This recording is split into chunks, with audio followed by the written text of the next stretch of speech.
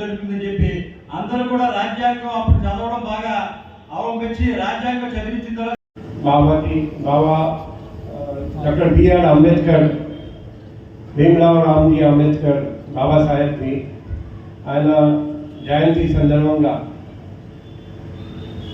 ఇక్కడ వేదిక అలంకరించిన పెద్దలందరికీ, ఇక్కడ ఉన్నటువంటి వైజాగ్ పౌరులందరికీ, పాత్రికలందరికీ నా యొక్క హృదయపూర్వక అభినందనలు, శుభాకాంక్షలు.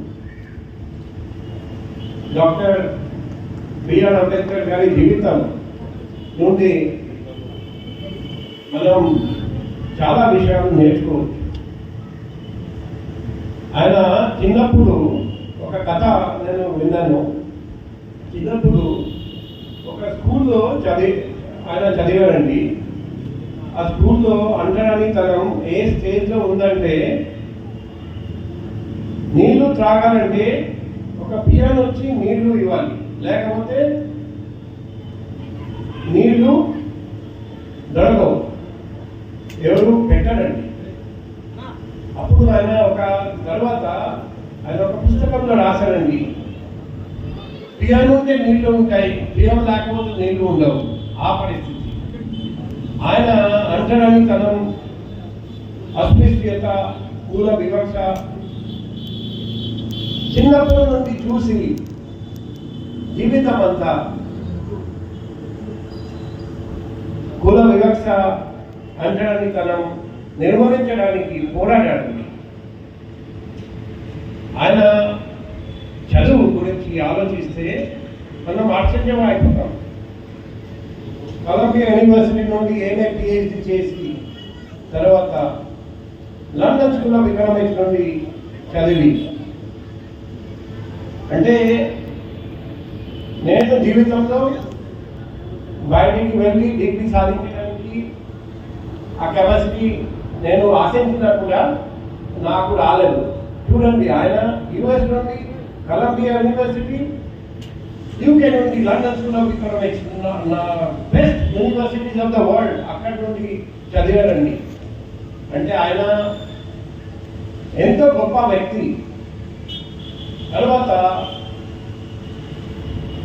భారతదేశానికి తిరిగి వచ్చిన తర్వాత చూస్తే మళ్ళీ అంటరానితనం, అస్పృశ్యత. అప్పుడు మహారాష్ట్రలో పెద్ద రాజకీయ నాయకుడు, స్వతంత్ర సమరవీరులు లోకమాన్య బాల్ గంగాధర్ తిలక్, ఆయన ఒక మాట అన్నారండి, స్వరాజ్యం నా హక్కు. అప్పుడు డాక్టర్ భీమ్రావ్ రామ్జీ అంబేద్కర్ బాబాసాహెబ్ ఆయన చెప్పాడండి, సరే ఆయనే ఆ కులంలో పుట్టాడని ఈ మాట చెప్తున్నారండి, మా కులంలో పుట్టి ఉంటే అంటరానితనం నిర్మూలించడమే నా ధ్యేయం, ఆ ఒకటే నా హక్కు అని చెప్పేవాడని చెప్పారండి. తర్వాత మహాత్మా గాంధీతో కూడా ఈ విషయంలో వివేదించి, మా కులాలకు, షెడ్యూల్ కాస్ట్ కులాలకు హక్కు మీరు ఖచ్చితంగా కల్పించాలని చెప్తే, అప్పుడు సోదర భావం, న్యాయం, సమానత్వం, జస్టిస్, లిబర్టీ, ఈక్వాలిటీ, ఫ్రాటర్నిటీ ఇవన్నీ ఆయనే ఆ రాజ్యాంగంలో పెట్టారండి. ఒకసారి ఒక వ్యక్తి ఆయనతో అడిగారండి, సార్ ఈ రాజ్యాంగంలో చాలా ఆర్టికల్స్ ఉన్నాయి, ఏ ఆర్టికల్ మీకు? అంబేద్కర్ వెంటనే స్పందించారండి, ఆర్టికల్ 32. ఆర్టికల్ 32లో ఏముంది? మీ హక్కులు ఎవరైనా హరిస్తే మీరు సుప్రీంకోర్టుకి వెళ్ళొచ్చు, రీట్ ఫైల్ చేయాలి, హెబియస్ కార్పస్, మ్యాండమస్, గో అంటాం, సాటి రాడి. సో ఆయన ఎప్పుడు చూసినా మానవ హక్కులు, ప్రజా హక్కులు కాపాడడానికి జీవితం అంతా ప్రయత్నం చేశారండి. న్యాయవాది, ఆర్థిక శాస్త్రవేత్త, అండ్ చాలా గొప్ప మనిషి.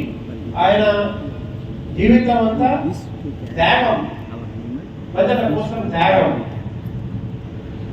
నేను అంబేద్కర్ గారి జీవితం చదువుతూ ఉంటే నాకు మహాభారతం గుర్తు